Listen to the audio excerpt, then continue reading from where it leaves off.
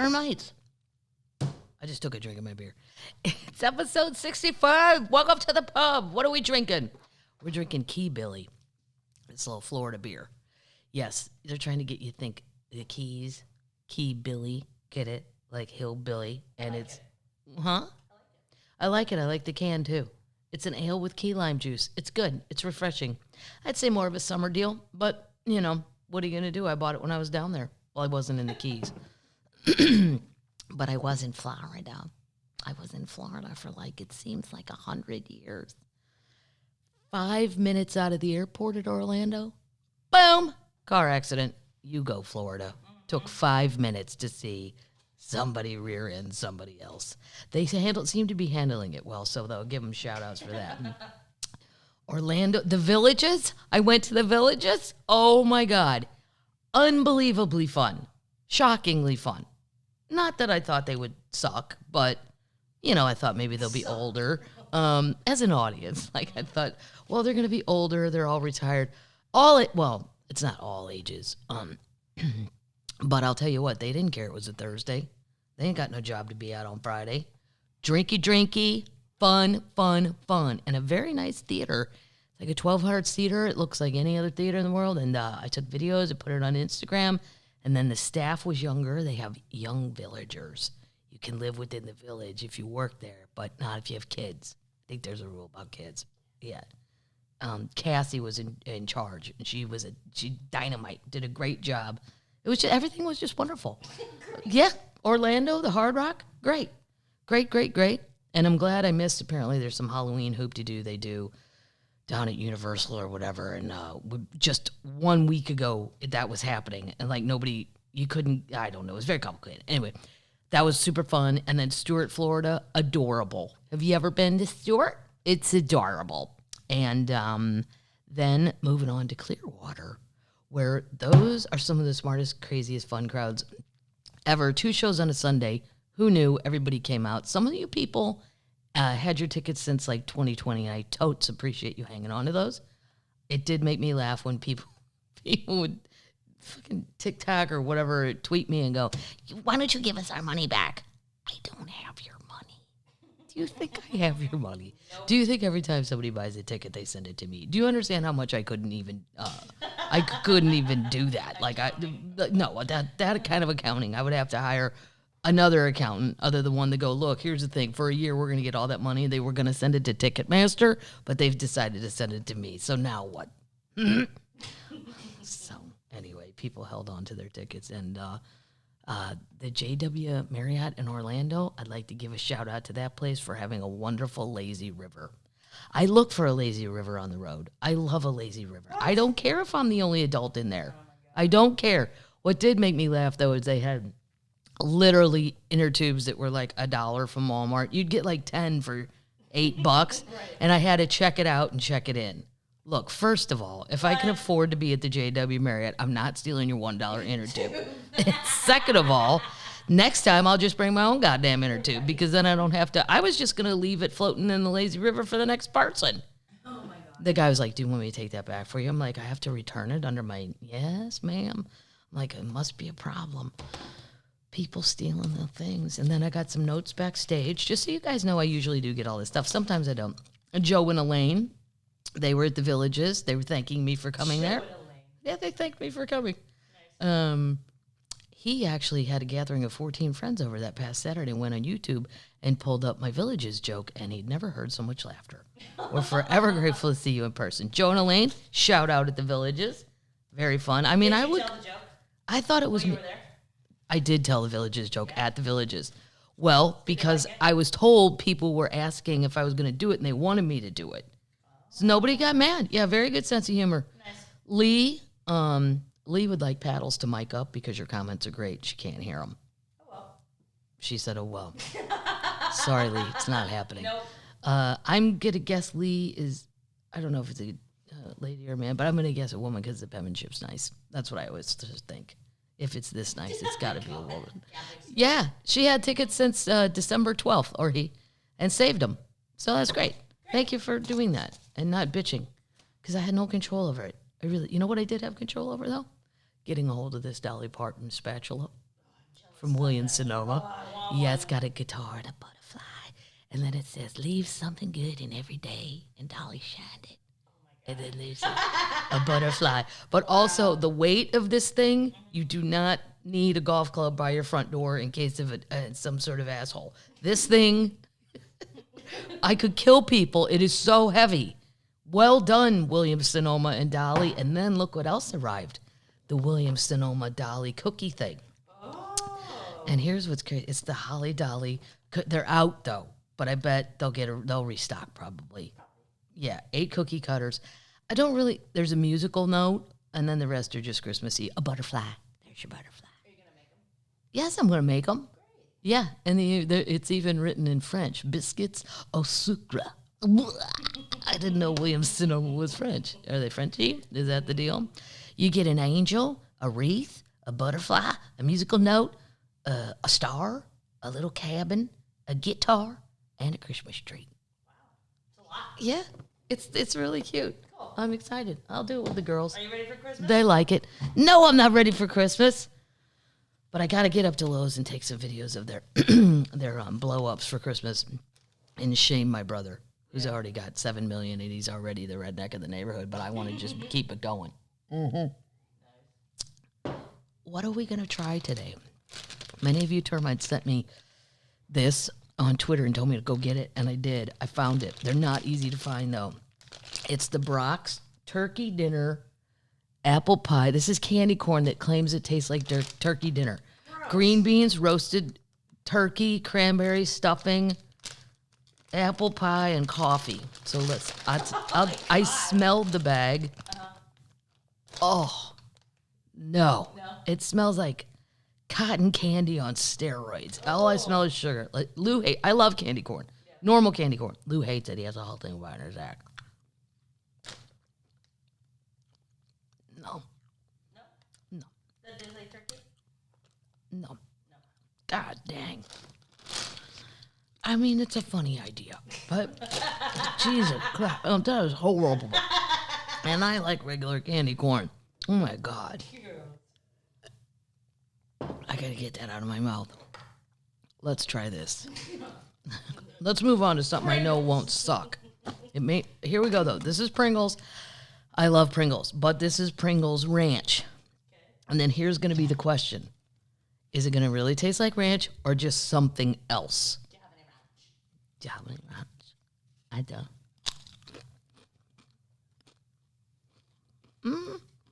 Yeah. It does. Really? Yeah. Great. Tastes like ranch. I like regular ones better, but at least this tastes, I don't know. I have to get that candy corn out of my mouth. That's never going to go away. Nope. I vote yes on these. Really? Mm-hmm. 2 thumbs. Especially if you have kids that like ranch and you're going to feed them. 2 sticky little thumbs. You're going to feed them potato chips? Mm-hmm. Do it. Okay. This one I know I'm going to hate, but I'm going to leave them. I'll just wait for my mom to come over. Fudge covered Ritz Crackers. Gross. Well, That's for Christmas. it looks like you made something for Christmas if you buy these, right? It looks like you did something rather than just throw out Ritz, which is totes lazy. Let's see.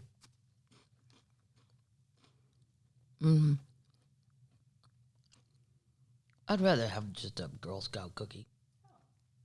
I don't understand the point of this. Okay. Except not looking lazy. If you set these out on a thing, people would like, oh, what's that? And then they take a bite into one, and then they're going to be standing in your kitchen just with one bite out looking at you like, oh, I guess I have to eat it. I feel stupid now. I can't put it back. I can't throw it out because somebody will see me, so they have to sit there and go like, yeah. I can't do that. I can't think that. Gross. My mom will eat them. Anything with chocolate on it. The chocolate monster will come. Here, we'll put those over here. Great. Have a little beer. Delicious. Oh, yeah. Let's have a little beer. Let's get started. I have no Queen news. Nobody's really done anything. Well, Cher's mouthing off on Twitter a lot, but it's funny. But nothing really new. Dolly's clearly working her ass off. Dolly is working her goddamn ass off making deals with William Sonoma. Well, let's do a Christmas thing. We'll make spatulas that weigh 11 pounds. And then when people come in your house, if you don't like them, you can beat them to death with this spatula.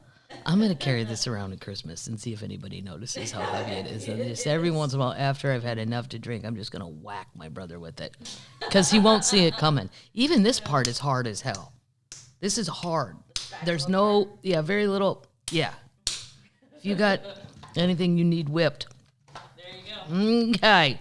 So that covers all that. And what are we getting into? Update! Boom. Okay. Somebody said this to me, but I'd actually already seen this one. Always send things, though, because sometimes you guys send me stuff I've never seen. Jetpack guy flying into LAX flight path was probably a Jack Skellington balloon. Remember the Jetpack guy? Yeah. We covered it. Yeah. But I don't know what the balloon is. One of the craziest stories come out last summer was how a guy in a jetpack was casually flying around Los Angeles right into LA. I don't know who Jack Skellington is either. A Jack Skellington balloon? Is he a famous person? Jack Skellington.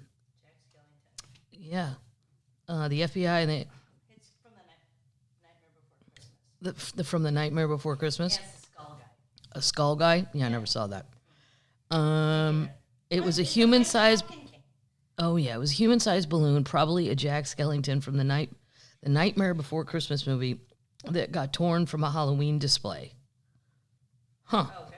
That's what the LAPD. An LAPD helicopter spotted the shaped something, a balloon to be more precise. One working theory is that the pilots may have seen the balloons. The FAA has worked closely with the FBI to investigate every reported jetpack sighting. So far, none of these have been verified. Neither the LAPD nor the FBI would comment on the newly surfaced footage, as in the investigation is still ongoing. Sightings close to the investigation, NBC reports that this theory was a man with a homemade jetpack. Yeah, I don't know. There's enough crazy people in California that I think maybe it could have been a dude in a jetpack and want to, catch me if you can type of deal. Balloons. How disappointing. I was hoping it was a dude who was getting into my Jetsons future and introducing it slowly to America to not be scared. Okay, here's an update. Oh, my God. So I promised you guys I would follow up on what the Q people were going to do if JFK Sr. and Jr. didn't reappear in Dallas. And somebody on Twitter, a man, I don't remember his name, so take credit in your own mind, had a really good point because they were saying that Ulysses S. Grant, was the last legitimate president. That's what they think. Right. Then why would JFK Sr. even matter? Because he wasn't really a fucking president. Exactly. Right. Because he was cute. Well, he was cute. Yeah. He was so was Junior. They're all cute. All cute. I checked out what was the Q people's next thing going to be. Mm-hmm. Here's all I could find. That does not mean that's all that's out there. I'm going to keep looking this week when I have more time. This week, going to where? Back to Florida. Fort Myers, Sarasota, and Ponte Verde. Ponte Verde. Sarasota. What's happening in Sarasota? Sarasota, that's the that's the but I say it wrong. Van Weasel or Weasel. I don't know. They're very upset when you say it wrong. Jack and Vicky have a party bus with a globe in it? Jack and Vicky have a party bus coming, and they're rolling with a group of about 60. Wow. So, yeah. Big bus. Because I said, do you guys want to come backstage with your friends? And he was like, well, I think there might be too many of us. And I thought, define too many. 60? Yes, you've gone well over the number that can fit. He knows that, though. I mean, those green rooms are the size of closets. What are you going to do with all of us? I'm like, well, I'm going to come out there to you is what's going to happen. Anyway, so all the cute people that day, the Rolling Stones were also in Dallas that day. Now, mind you, Mick Jagger had just posted a very funny video of himself on stage somewhere in Texas making fun of Ted Cruz. He's awesome. So I don't think that the Rolling Stones and Keith Richards took a picture of himself on a plane with a sign that said Donald Trump is a piece of shit. So I don't think that the Rolling Stones would be open to the idea of getting a visit from the Q people, but they decided that all of this was then going to go down at a Rolling Stones concert. What? Yeah, so that's a lot on the Q people. Now you got to go get Rolling Stone tickets, which aren't cheap, not easy to come by. And it's sold out. Yeah. But this is even a further update. I just love it. I know I shouldn't laugh at this stuff, but I do because I can't believe this is how bored we are as a world, not just a nation.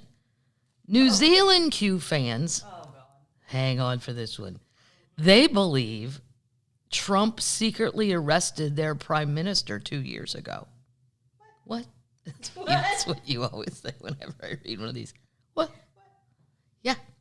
The QAnon conspiracy theory, which posts that former President Donald Trump is locked in a battle with a cabal of flesh-eating Satanists who control American society. It's gone international, thanks to the power of the internet. And many of its supporters now live in foreign countries. In New Zealand, for example, according to Chief New Zealand stuff reporter Henry Cook, several QAnon supporters gathered and expressed their belief that Prime Minister Jacinda Ardern was actually arrested 2 years ago when she visited the White House and met with Trump, and that she is now being forced to wear an ankle bracelet. What?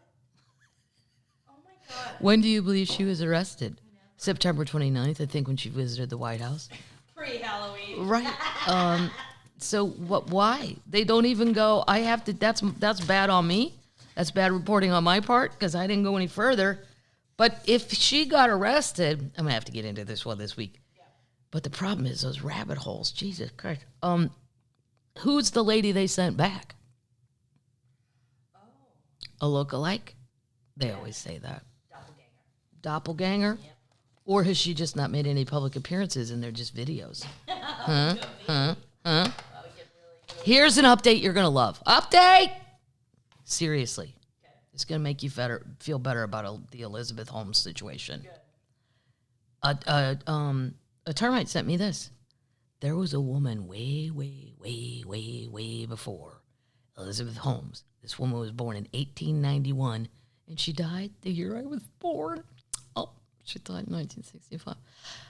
This lady was Ruth B. Drown. That was her name. Okay. Drown, who operated in Los Angeles, was influenced by the devices of Albert Adams. She was an American chiropractic and proponent of radionics. She invented radio devices which she claimed could cure any patient in the world just from blood sampling. Oh, Elizabeth is copping onto an old boing.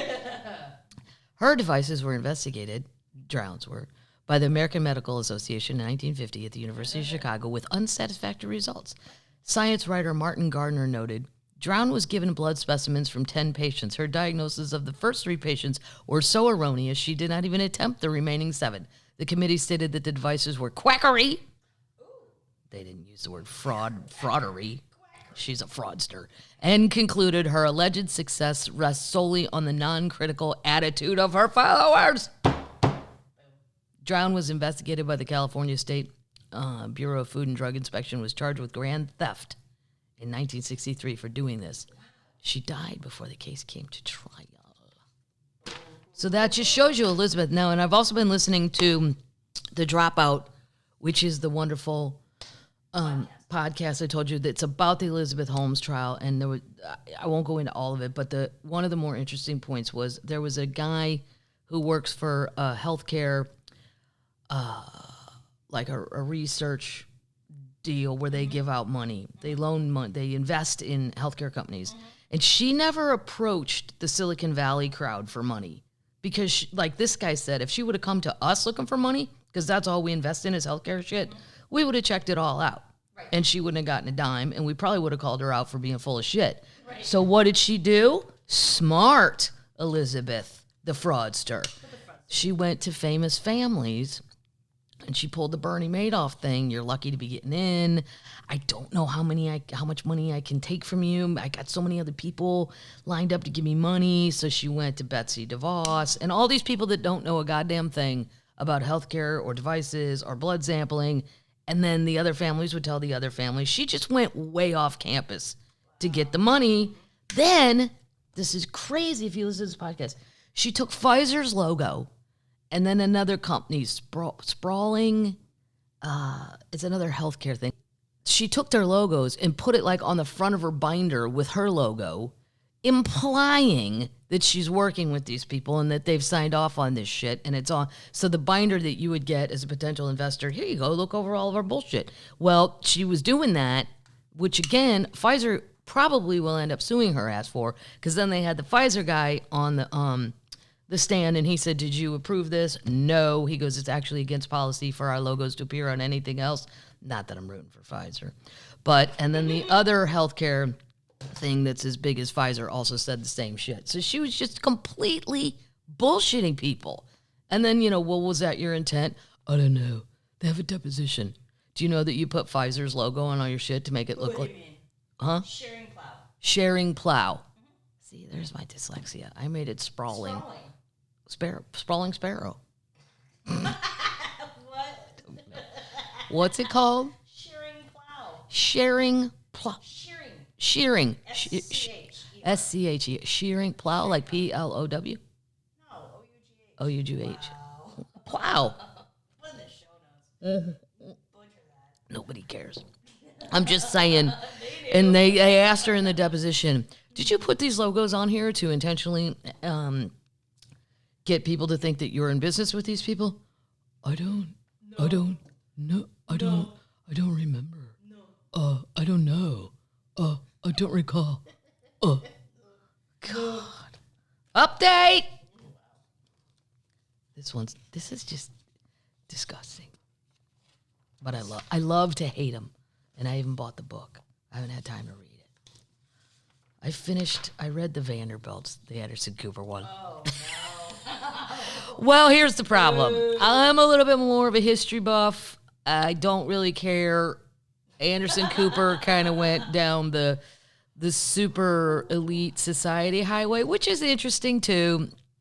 And I'm sure there's a million books on the Vanderbilts. I've read some that are just the history part. But, he had like a 25-page chapter on one yachting race.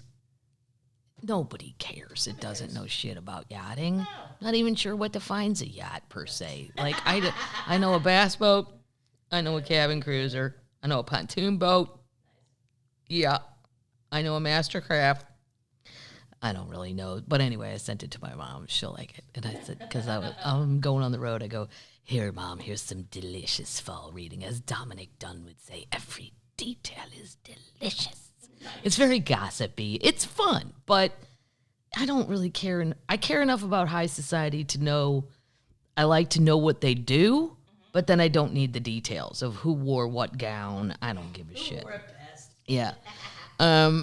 So I still have to read my Adam Neumann WeWork book, but WeWork, remember termites? Remember WeWork? Yes, you watched the show about that psycho Israeli who was full of shit.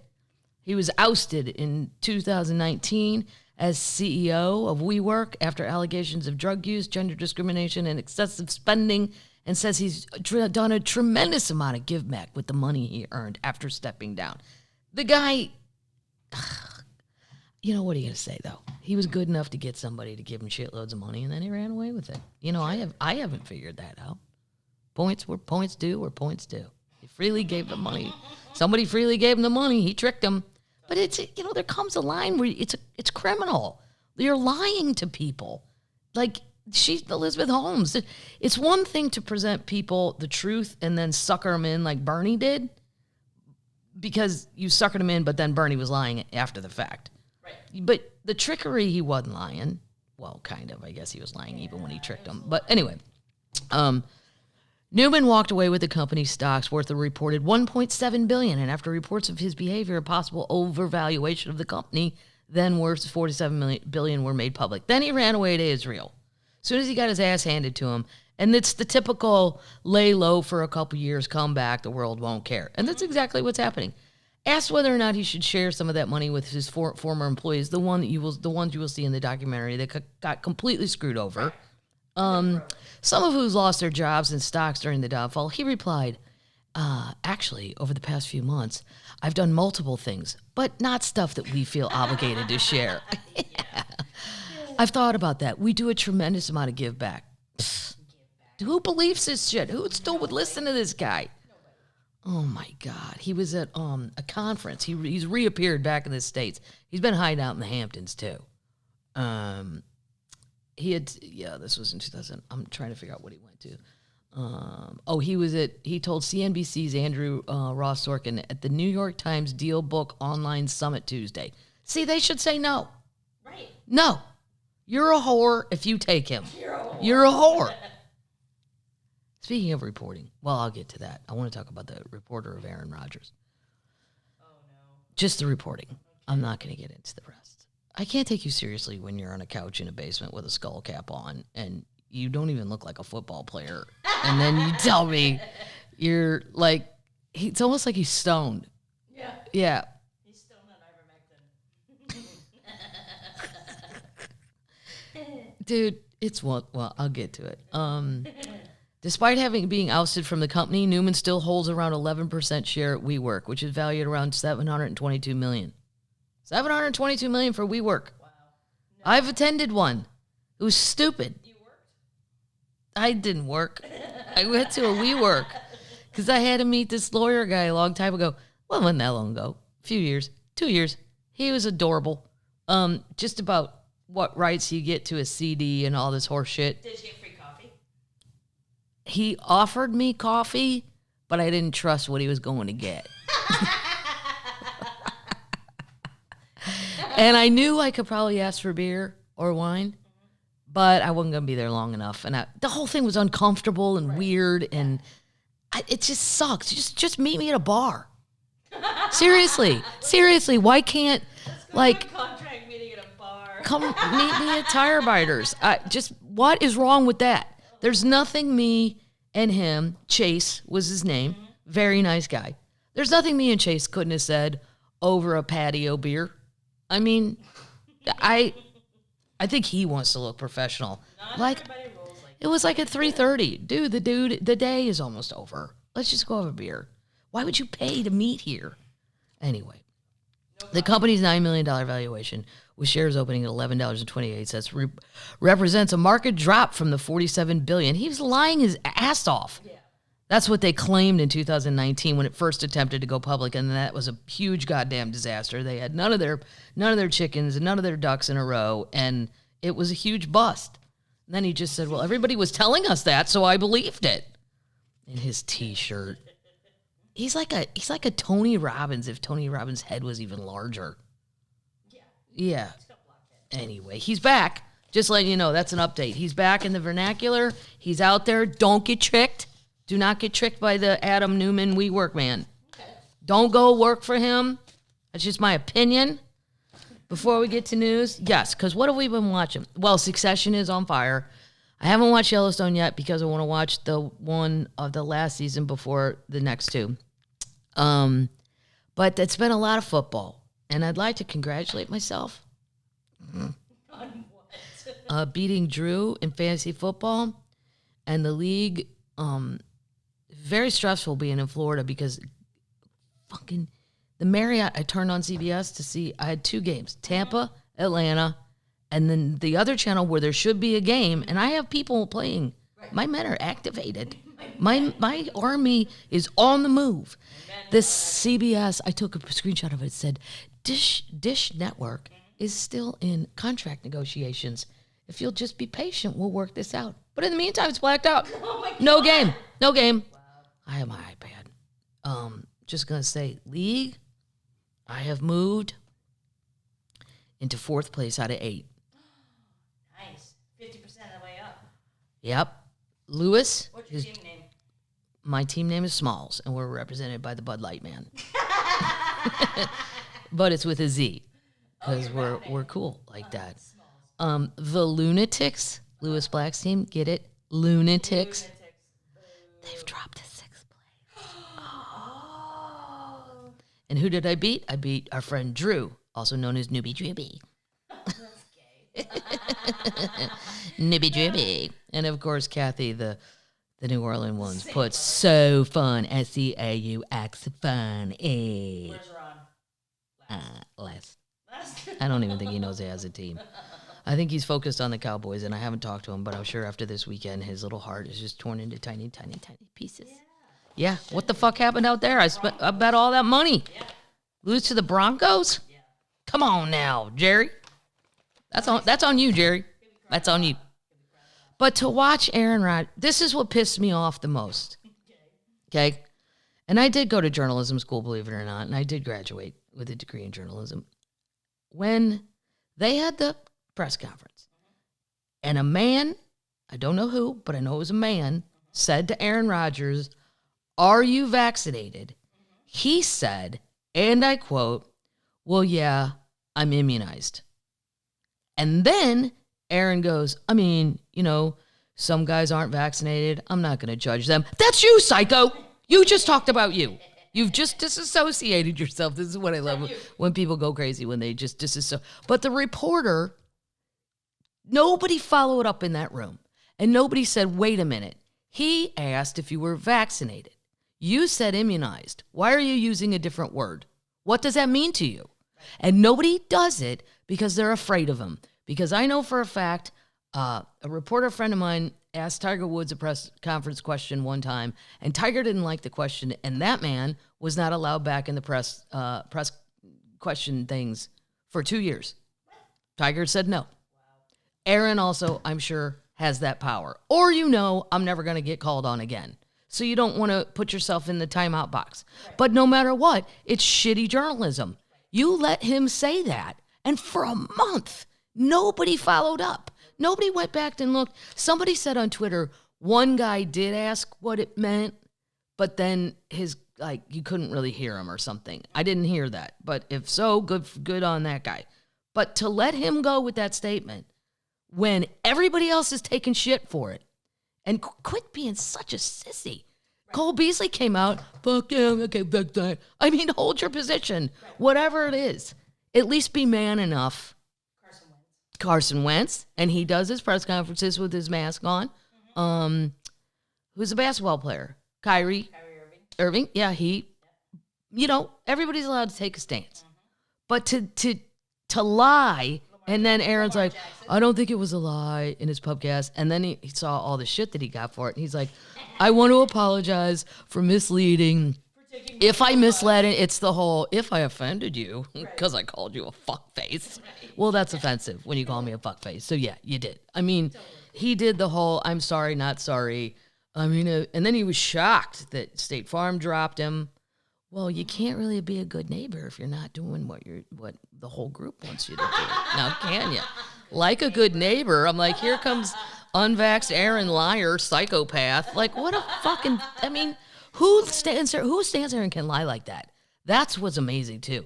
There's something boing going on in little Aaron's brain where he thought, and then the host of the podcast said, well, what would you have said if they would have asked you, are you immunized? He goes, oh, well, yeah, I would have said that, I've been consulting my medical research team. Team, right. Like we all have. Teams. Yeah. Mm-hmm. I have lens crafters and a regular doctor I go to once a year. CVS? Minute Clinic. I love it. It just, to let that go for a month, nobody said, and the whole team knew, and the coaches knew, and the NFL knew, and they're letting him run in huddles, just sweating and breathing and screaming at people. Here's what we're going to run. Like, Jesus Christ. He just, then he looked like he was in a Midwest basement that had my Uncle Jim's old couch in it, and there was probably a dartboard on the other side of the camera, and he's got his skull cap on all crooked. Aaron is what Aaron is, which is whatever, but all the reporters, you get an F on this assignment. You get a huge F. Moving on. That's just my little opinion about that. I'm going to take a little backup beer out of here right now. Doesn't that sound good for you people at work? That was beer. Elk finally liberated from car tire stuck around its neck for 2 years. How long did that take? A bull elk in Colorado is finally free of a rubber tire that had been stuck around the animal's neck for over 2 years. On Saturday, October 9th, officers... Oh, by the way, just forgot. Nick Chubb has COVID, so that'll send Lewis further into a goddamn stroke. Has he heard yet? I don't know. I meant to text him earlier today, and I got busy, but it came up on the bottom crawl. Nick Chubb has COVID, and that's Lou's big running back. That's too much sports. That's too much sports talk. I know. Sorry. Multiple Browns tested positive. Boy, oi, oi, oi, oi. God damn, and I took the Bengals to beat the Browns, and then the Browns decided to show up. Yeah, I don't know about that. I can't make heads or tails out of it. And then the Titans beat the Rams. Tighten up, bitches. Yeah. Without Derrick Henry. Without Derrick Henry. Adrian Peterson, I took him on my fantasy team. I know he's probably not the most outstanding individual. He got a touchdown. I'm just trying to separate people's personal behavior from... She says it, she shits on Aaron Rodgers about Well, yeah, but he's not my quarterback. My quarterback is Tom. You don't see Tom Brady doing this shit. You don't see him lying. No, Tommy gets out there. He tells the truth. He takes it like a man. Whatever he does, he's wonderful. Deflategate, so what? The ball had less air. Some fat person sat on it. This is terrible. This elk walked around for 2 years with a tire on its neck. Officers from Colorado Park and Wildlife removed the hefty accessory. Now, if everybody knows it's 2 years, why did we not try to get on this a little bit sooner? Yeah, they removed the tire. Unfortunately, they also had to remove his antlers. Oh, that's his sense of pride. What's he gonna go? cut a tire. I'll tell you why they say. How's he gonna go running on a golf course if he doesn't have any antlers? He's just gonna bash his head into a golf course fairway. They had to remove his antlers to get the tire over its head because a steel band inside the tire prevented the officers from cutting through it. Luckily, the elk was back on his feet just a few minutes after the antlers were removed, and he was in good health. I guess you can't cut through steel, right? No. I guess not. He would have preferred to cut the tire and leave the antlers for his running activity. Exactly. But the situation was dynamic, and we had to get the tire off in any way possible. They used their antlers. Here's a little animal knowledge, because why? It's deer season in the Midwest anyway. They use their antlers during rutting, a type of antler-locked wrestling, to establish dominance over the other males and gain mating rights. Well, he's not going to get laid this year. Uh-oh. And yeah, it's mating rights with a harem of females. Males grow a new set of antlers. He'll be fine next year. They grow a new set of antlers before the breeding season is. So removing antlers from this bull means he's going to remain mateless this year, but he'll get another chance next year. He's got plenty of time to get his lines right. Yeah. There you go. It's kind of a feel-good story, right? Yeah. Kind of. Not going to be a fun fall and winter for him, but, the spring he'll feel just brand new. A tire around his neck. And then you wonder, how did he must have not had big antlers when he got the tire stuck. Exactly. Some news. This is freakish. 9 cities that could be completely underwater by 2030. Wow. Do you have any guesses, Paddles? Key West. I don't think Key West is a city per se. Yeah, it is. They have a mayor. It's island. They have a mayor. So, Wait, are they U.S. cities? so did Whoville. Come on. That's how I think. That's a fantasy place.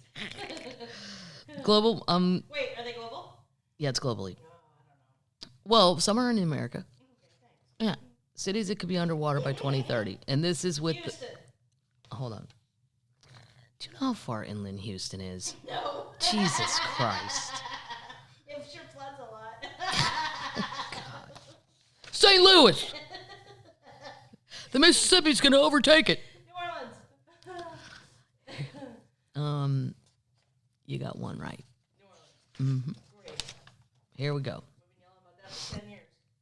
This is based on all the science. I'm not going to go into all the boring things, but Okay. This is what they're saying.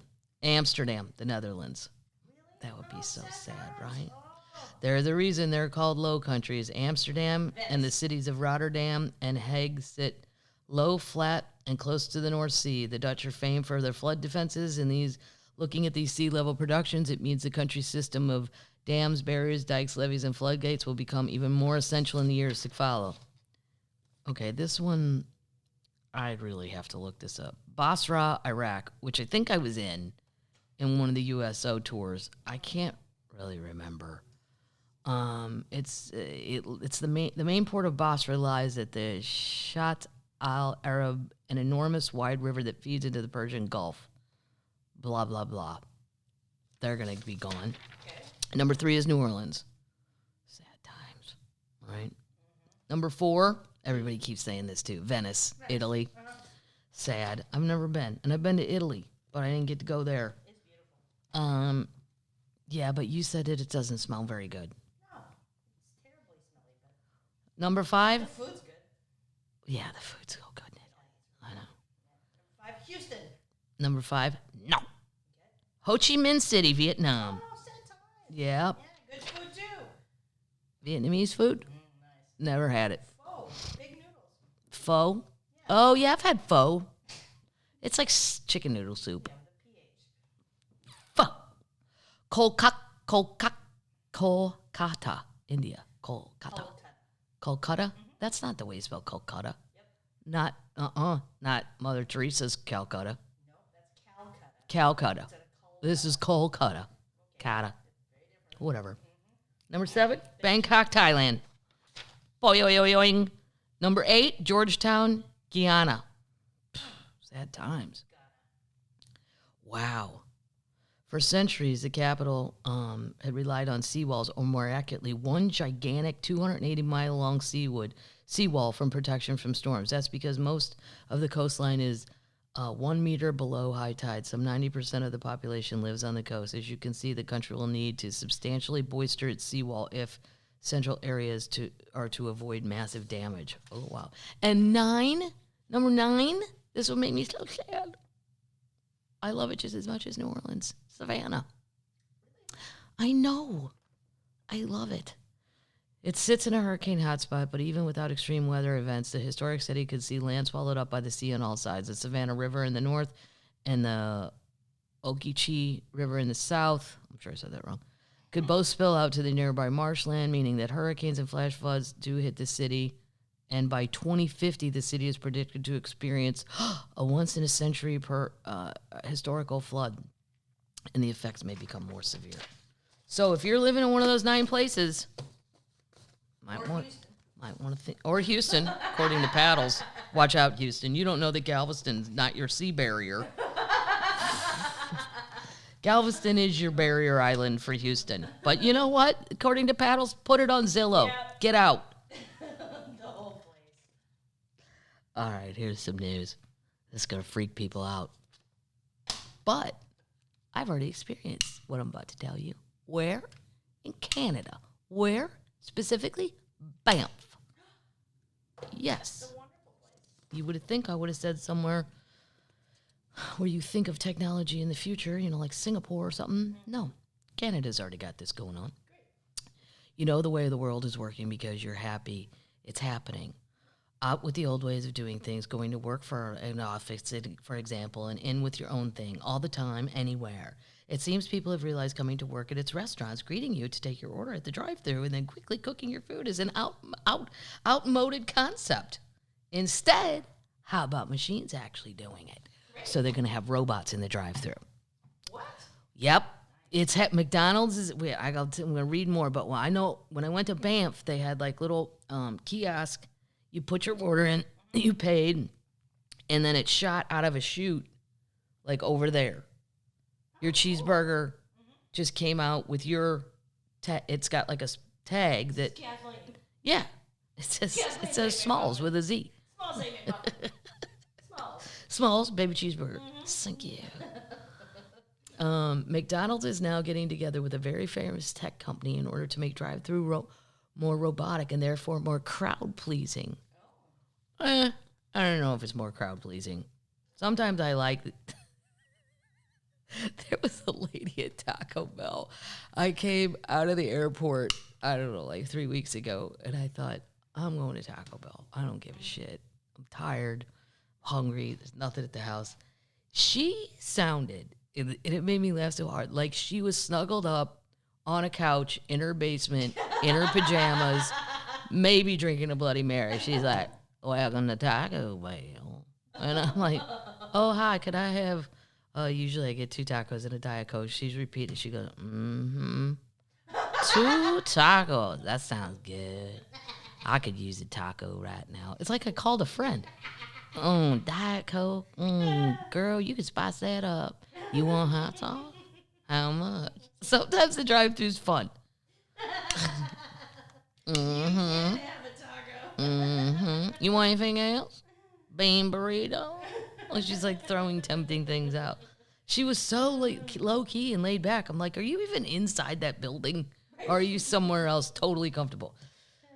McDonald's was testing robot order at its drive-thru in Chicago earlier this year. A customer experience video showed how glorious it is to be greeted by one of Siri's many cousins.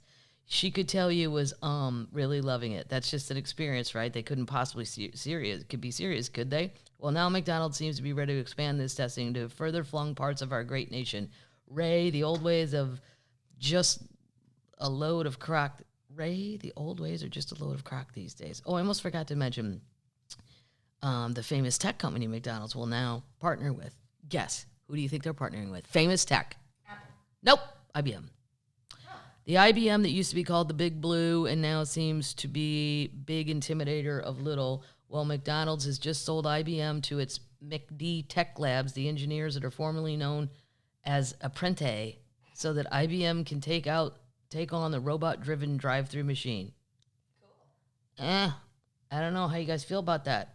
I'm fine with it if it works. Yeah, I like it. But sometimes, It's faster. but guess what, though? Don't just think of the speed. Just think how much more personal data can be collected as the AI begins to learn who you are and what you really, really like. Yeah. Kathleen, do you want your I know, usual? but then people get mad about that, you know? I don't want to know what I eat. I do. Please. I go to Taco Bell and get the same goddamn thing. It'd be great if it was just ready when I got there. Hey, there was a Del Taco in California I went through so many times, like when I was super young, that the girl would go, hi, Kathleen, you want the same? And I'd be like, yeah. And I'd just go up and it'd be 2 tacos and a Diet Coke. I don't know. Nobody cares. Do people care? I'm not giving you I don't want you to catch on to my feeding habits at McDonald's. Christ, I've been getting the same thing since I've been 5. Cheeseburger, small fry, and whatever. Diet Coke. A Happy Meal. Right. It is a Happy Meal, but I don't need the toy. Save it for the children. Yeah. Okay. This... We're going to talk about the metaverse. Okay? Oh, boy. Nope. Okay. I'm dumbing it down. I'm doing the work of the Lord. No problem. So that people don't... First of all, how goddamn dumb are his lawyers? There's already a company named Meta. Really? Yes. He said, Jesus Christ, Google it. Google. I could have had my nieces take care of this task for him and said, hey, girls, Mark Zuckerberg, the man we don't like, he'd like to name his company Meta. Could you go into that? Look on TikTok, wherever you kids go. And then they would have come back. And Kat, he can't name his company that. There's already a Meta in Phoenix. That's all you would have had to do. Facebook would have announced it would be rebranding to Meta. Meta basically stands for, please don't pay attention to all the bad shit Facebook has been accused of lately. We're just going to act like that didn't happen. Okay. We're going to move on to Meta.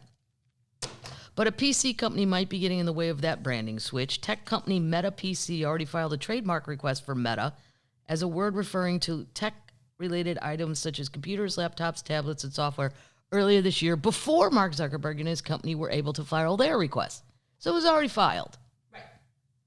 PC has been a company for over a year, but only recently decided to file for a trademark on the word. The company had filed a request on August 23rd, 2021, far before Zuckerberg announced rebranding, meaning that the tech giant might not be able to hold the trademark of the new company. You know what they want from him? $20 million. Yep. Wow. The founders, Joe Darger and Zach Schutt, told the publication they'd be willing to cancel their trademark if Facebook is willing to send them $20 million. It's a steep asking price, But I think Mark might have to pay it. Or you just do meta dot. There's ways around it. But what a bunch of what an idiot. This is the person we're trusting for our future and all this bullshit, and he can't even Google the name of, hey, I'd like to name my company Shuttlebutt. Well, this is where, though, I'm going to tell you what this was the good dumbing down article. Doing the work of the Lord, helping the termites, so that you don't have to read all this boring shit. I find the easiest version palatable, if you will. So what exactly is the metaverse? It's supposed to be the next big thing that's going to revolutionize our lives. But everyone seems to have their own idea of what the metaverse means. That is, if they have any real idea what it means at all. The term metaverse was originally coined in Neil Stephenson's seminal 1992 cyberpunk novel Snow Crash. In the book, metaverse, always capitalized, is sharing a imaginary place that's made available to the public over the worldwide fiber optics network and projected onto virtual reality goggles. In it, developers can build buildings, parks, signs, as well as things that do not exist in reality, such as vast hovering overhead light shows, special neighborhoods where the rules of three-dimensional space-time are ignored, and free combat zone where people can go hunt and kill one another. First of all, how many of you termites ever watched Star Trek The Next Generation? Did you ever watch it? I loved it. And I don't like Star Trek and I don't like science. But The Next Generation had like Whoopi Goldberg and Jean-Luc Picard. It was always about social issues under the guise of we're flying around space. And then like the Klingons were bad and da-da-da-da-da. But they had a thing on there called the holodeck. This is what he's trying to get to. The holodeck. Okay. So you could go in this room in Star Trek and you put on these glasses. Mm-hmm. Sometimes you didn't even have to have them on. And you could just say, it was always when they were sad and they needed a little uplifting moment. They'd go in and go, holodeck, Maui. And then boom, the whole room became Maui. Nice. And it felt like you're literally on the beach. The wind, they did it all. That's what he's trying to create. Now, he's too late. Those things would be fine if it was like, instead of a pool table, you had a holodeck room in your house. But he's not saying it's going like just for a fun little deal. Right. No, because of course, how's Zuckerberg going to sap all of our lifeblood and suck all of our will to live if he can't get further than that? Wow. Right. Meta, formerly Facebook CEO, he's already using Meta. He doesn't even know he has to pay for that. $20 million to these two guys who are going to hold him hostage. Good for those guys. It also seems like a common name. Like, how did you not Google that? It's not like you pick Schnickelgy. Who would? Well, there was some Schnickelgies up where I lived when I was a kid.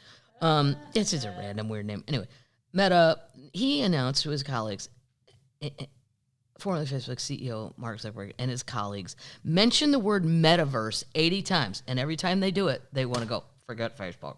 Forget Facebook. Metaverse. Facebook. Metaverse. Facebook. No. In under 90 minutes. They said it 80 times in 90 minutes.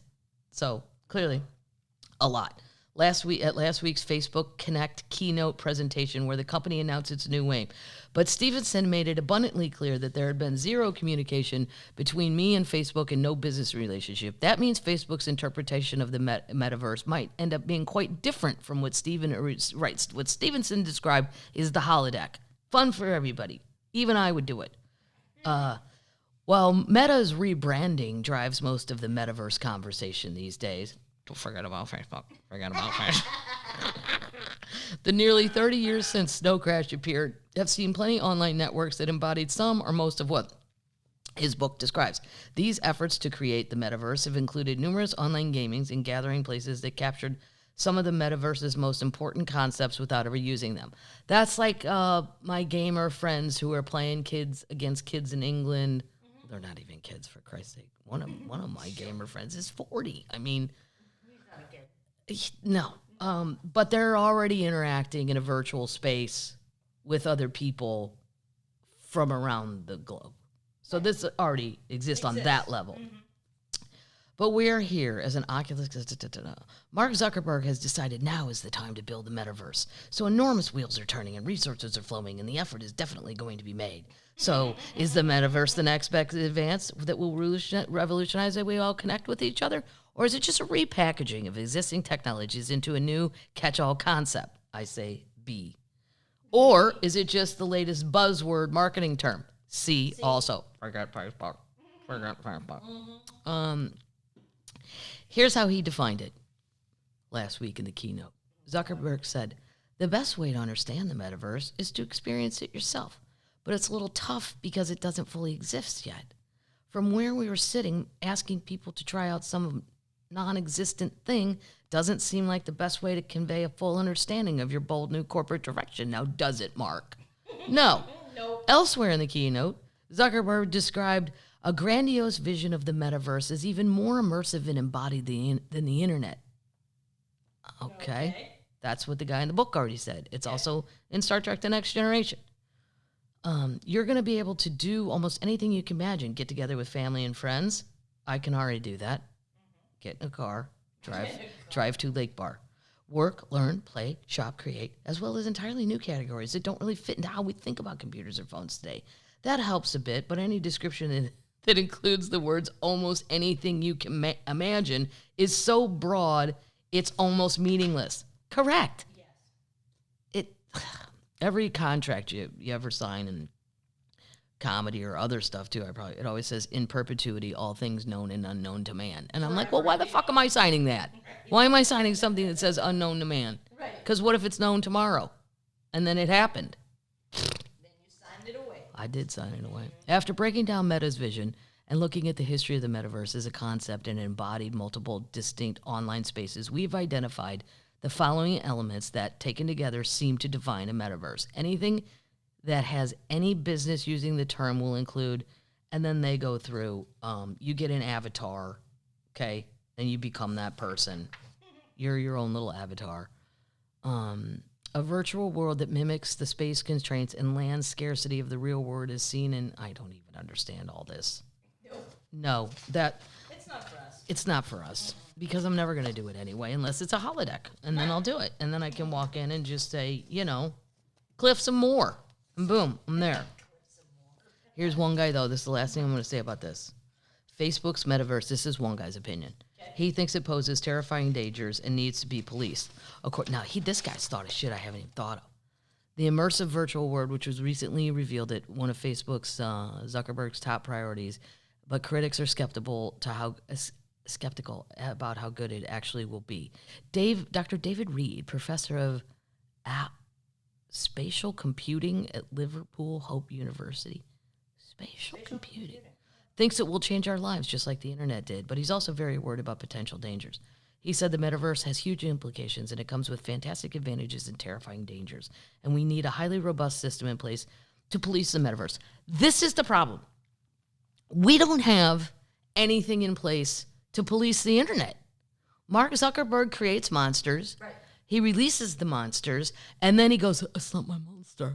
No, it's your fucking monster, Mark. He goes back to So he's going to create this. There's no cops, there's no governing bodies, there's no rules, there's no anything. And the internet, for that matter. I mean, they say, okay, you can't do child porn on the internet. Then they go to the dark web. I don't even know what that is. I tried to find out one time because I wanted to find something about Bitcoin, I think. And then they told me you can find instruct, which, by the way, Bitcoin people, we want Bitcoin. Come on, Ethereum. We are so rich right now. Boom. Yep. Even my doggy coin. Many tacos. So many. You sure you don't want nothing else? They said they were going to take Bitcoin at Kroger. Are you sure? Somebody put out a fake press release that they were going to take Bitcoin at Kroger, and then Kroger had to release a statement saying that is complete bullshit. But They don't know what Bitcoin is. they have no idea what Bitcoin is. No, they're still stocking White Wonder bread, by the way, and I ordered it. I ordered white bread at the Tampa Airport Marriott, and it was an older Asian lady from Asia, and she goes, "Oh, white bread, good for you, me too. No one ever. Oh, not healthy. Who cares? I go, exactly, you're my spirit animal. She go, you want 4 orange juice? I was like, nah, I'm good. Oh, you have it. I'm like, okay, I will. My spirit animal likes white bread. I go, it's you, me, and my dad. We're the last 3 people holding down the Wonder White. Delicious. Who cares? Who cares? Who cares? Anyway, we don't have proper control over the internet. His first monster. Your first monster is still out of control. There's bullshit being put on that thing every day. People are believing it and acting upon it. Not just believing it. Hello, QAnon, blah, blah, blah. So now he's going to release another monster that nobody has any control over. I don't know how you let him do it. We're clearly in the very early stages, but we need to start talking about these problems now before we go down a route where we can't reverse away from it. It's crucial for our future. He's concerned about the vast amount of data that could be collected from the metaverse and who controls it. Yeah, I don't really care about all that because I don't really have anything that's that secret or that I don't know, maybe bank accounts and stuff like that. He also fears that avatars could be hacked. You could end up interacting with cyber criminals rather than people you know. Of course you will. Yeah. I'll think it's my friend Lorene. It's probably some guy. Some bad country. The metaverse ultimate aim is not just virtual reality or augmented reality. It's mixed reality. It's blending the digital and the real world together. Ultimately, this blend may be so good or so persuasive that the virtual and the real become indistinguishable.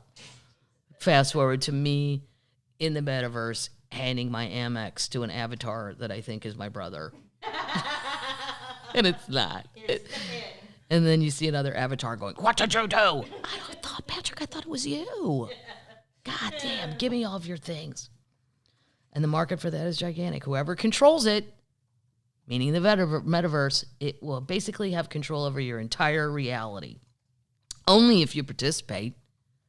I mean, nobody has control over my parents because they're not really immersed in anything. No. Maybe solitaire on my mom's iPad, they might have control over her. It's a casino on their iPad.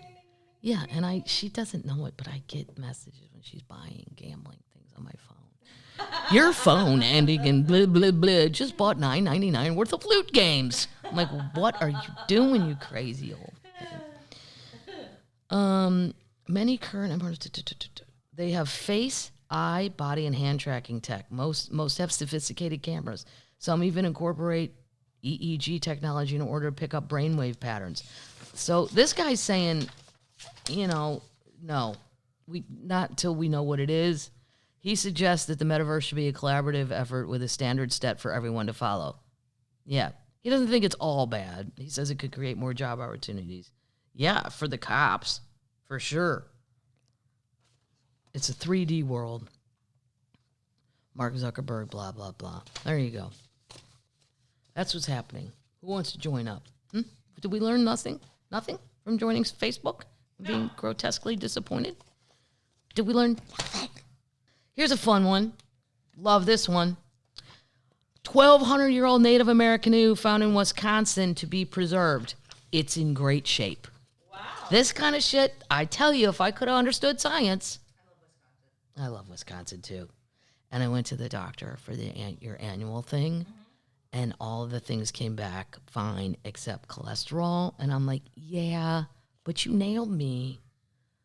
Just after I got back from 2 weeks in Wisconsin, I ate all the cheese available. You can't count that. You can't. Oh, so what? It's a little high. Have you eaten 7 cheese wheels from the public market? Because I did. Lady, doctor, person. Sorry. There should be an explanation area. Do you know when your cholesterol's high this time? Yes. A canoe thought to be 1,200 years old is retrieved from a lake in Wisconsin. It's known as a dugout canoe, a water vessel built from a hollowed-out tree. It was found in Lake Mendota. It was pulled out from a depth of around 30 feet with the assistance of Dane County Sheriff's Office. Historians believe that the canoes was built by ancestors of the Ho-Chunk peoples, one of the first Dune nations of Wisconsin. Wisconsin news outlet so-and-so reported. The dugout canoes, simply referred to as dugouts, are the most likely earliest forms of constructed watercraft in the world. Wow. How exciting is this? Cool. Bill Quackenbush, a Ho-Chunk Tribal Historical Preservation Officer, was present at the canoe's removal from the lake, and he told the outlet, when it comes to items of this nature, if it's going to protect and preserve the history of the culture to all of us in the area, we're all in support of that. The canoe might be the oldest completely intact water vessel known in Wisconsin. How cool is that? We'll put a picture in the show notes. The effort to retrieve it from Lake Mendota was launched after maritime archaeologists at the Historical Society learned of its existence in June of 2021, so they found it. It was found in the summer by Tamara Thompson, a maritime archaeologist who was scuba diving in the lake for fun. Its age was determined using carbon data on a small piece of wood. It was then recovered by divers who slipped a sling underneath it and brought it to the surface. After it was pulled out, it was taken to such and such. Wow. And it's in perfect shape. Remarkable. Just a great story. See, nobody says that on the news. Well, they probably did in Wisconsin. That should be national. A little uplifting piece. A little something to make people happy. That's right. Okay, moving on. What am I going to tell you next? Oh, I might save one of those for next time.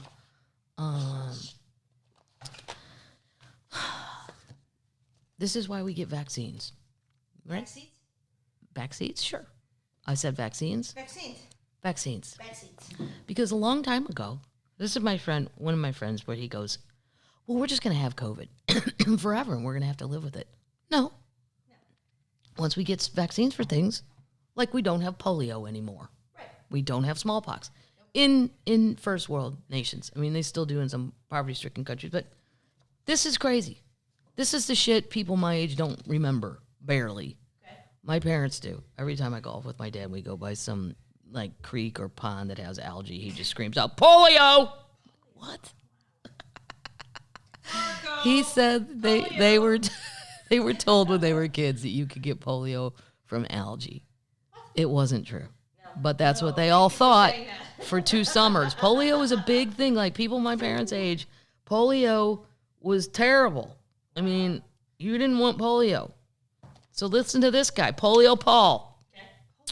He's one of the last men left with an iron lung. Because you got put in an iron lung when you got, I mean, not everybody, but that's the bad ending of polio, plus you're paralyzed, plus blah, blah, blah.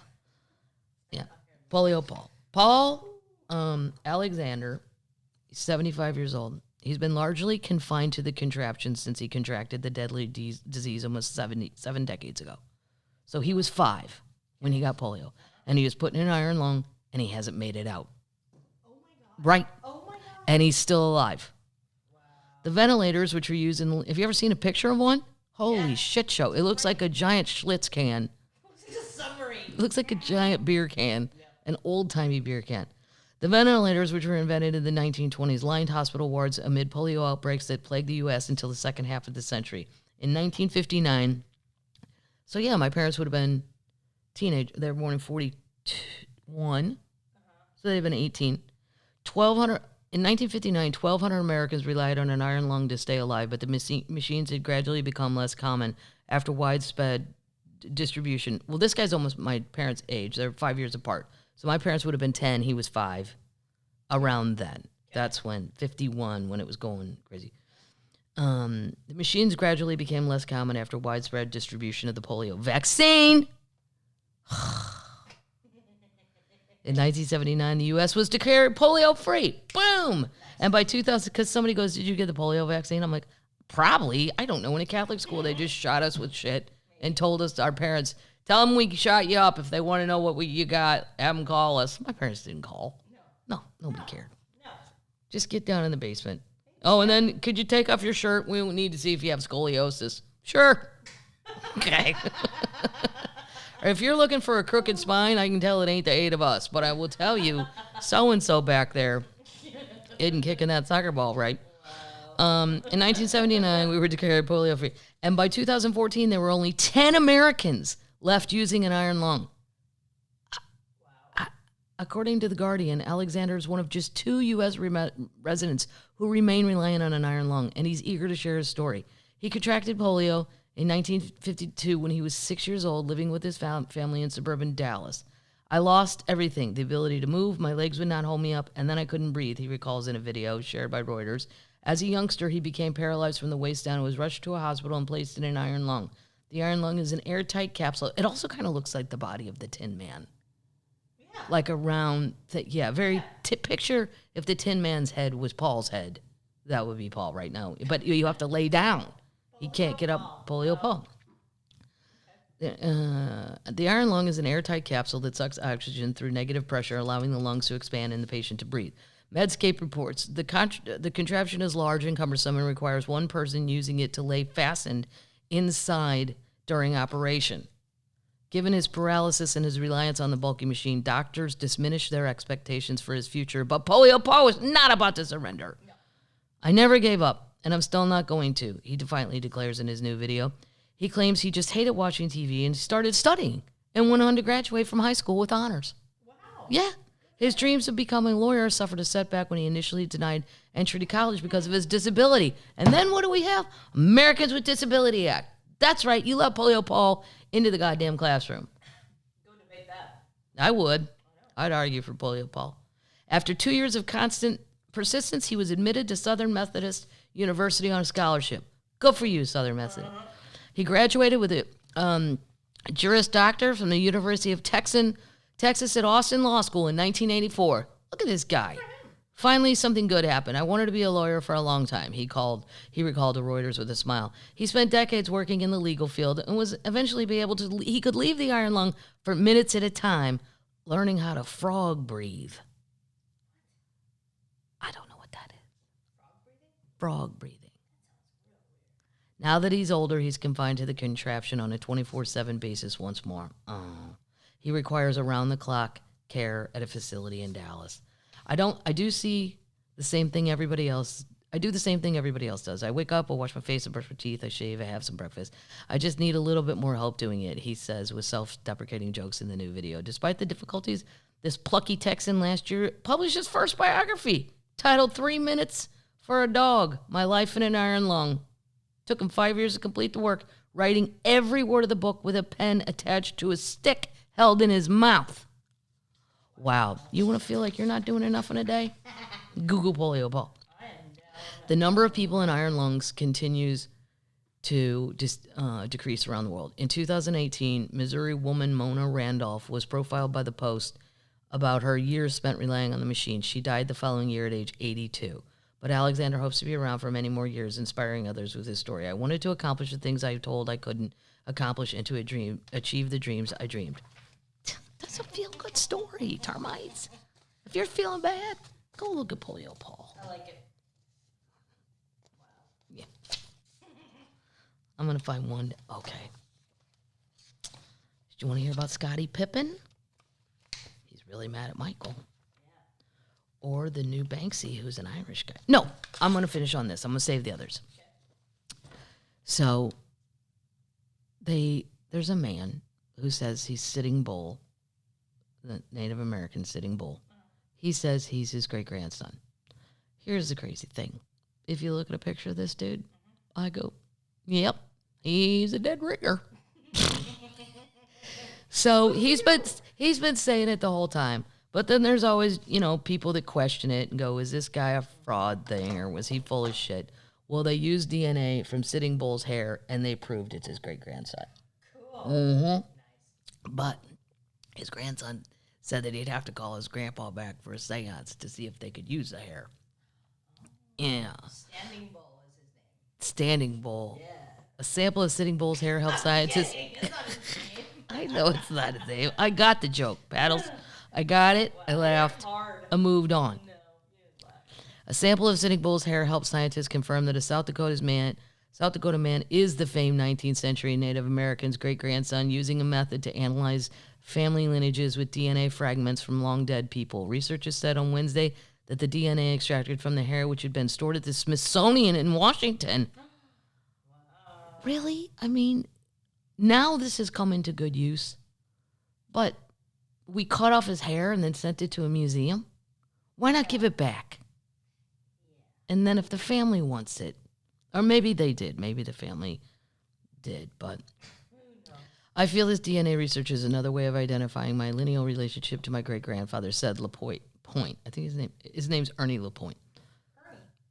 Ernie. Sitting Bull died in 1890. Okay. Ernie is now 73. He's the great-grandson.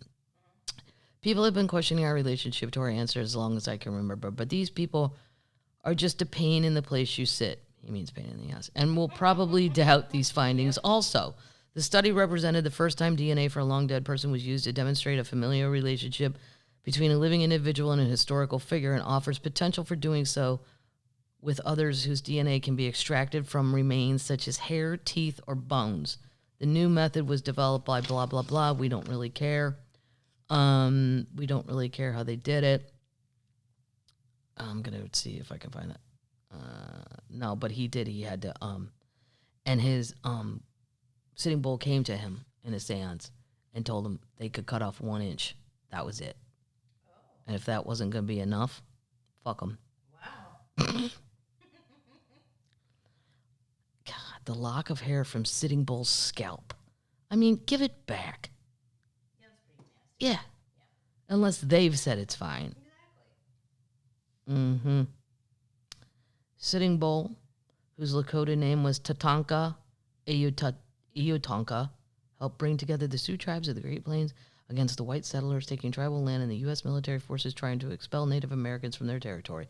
He led Native American warriors who wiped out federal troops led by George Custer and the 1876 Battle of Little Bighorn, what is now the U.S. state of Montana.